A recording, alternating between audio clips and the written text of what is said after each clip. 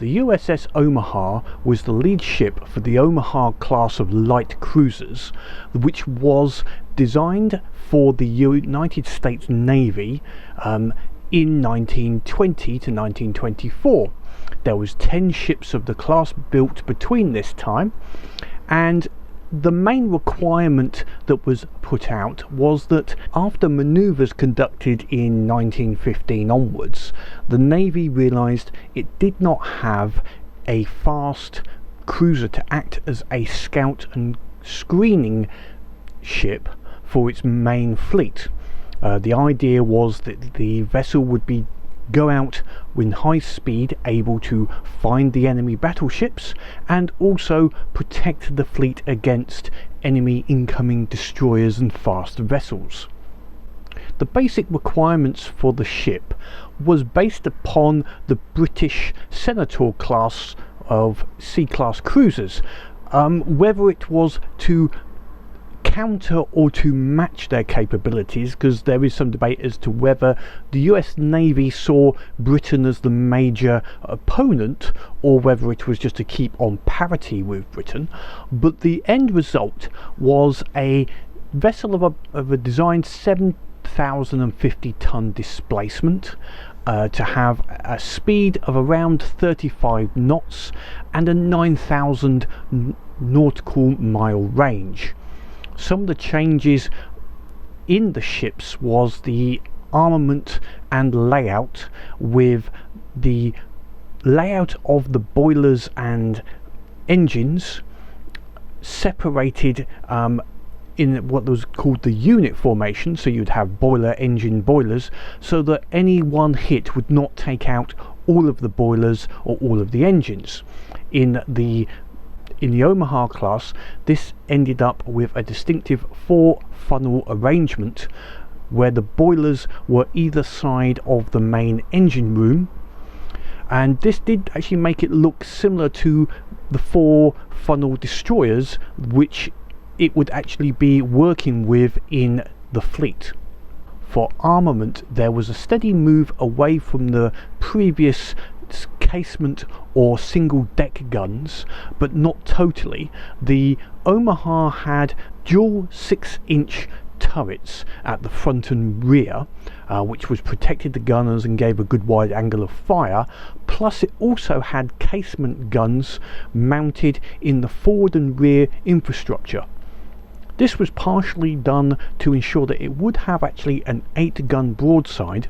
but also because most of the time it would either be chasing down enemies, it would have a 6-gun broadside in the front arc, and also at the rear if it was moving away from larger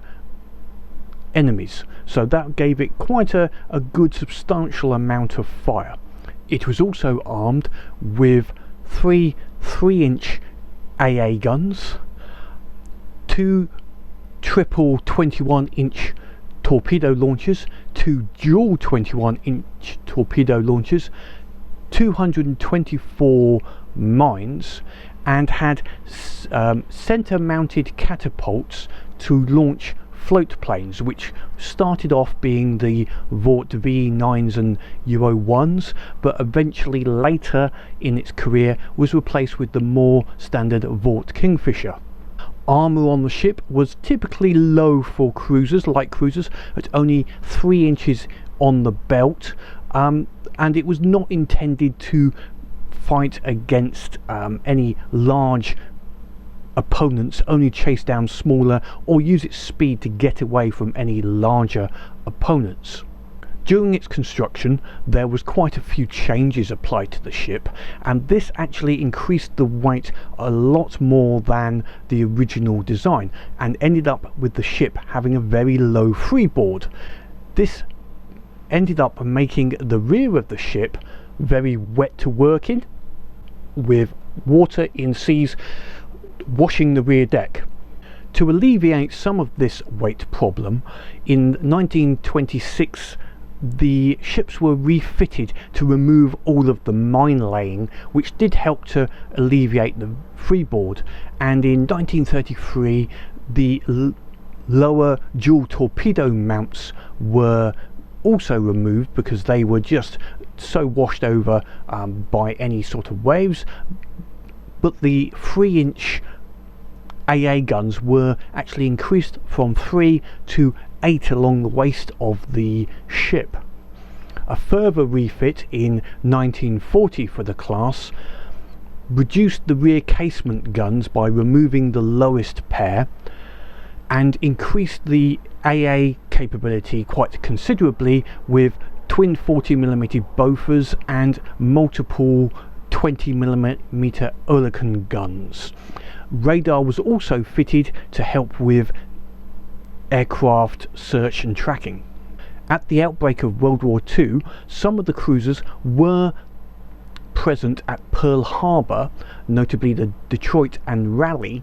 and were able to get underway during the initial battle and provide AA fire that destroyed a number of the enemy planes. The Raleigh did actually get hit by a torpedo from an enemy torpedo plane and listed heavily, but did not actually sink and was able to be repaired. Due to the age of the class of the ships, most of them were deployed to secondary theatres of operation and less vital tasks. This does not mean they did not see any action, and patrolling the coast of South America, the USS Omaha was searching for German blockade runners, and during this time they found and captured the Odenwald.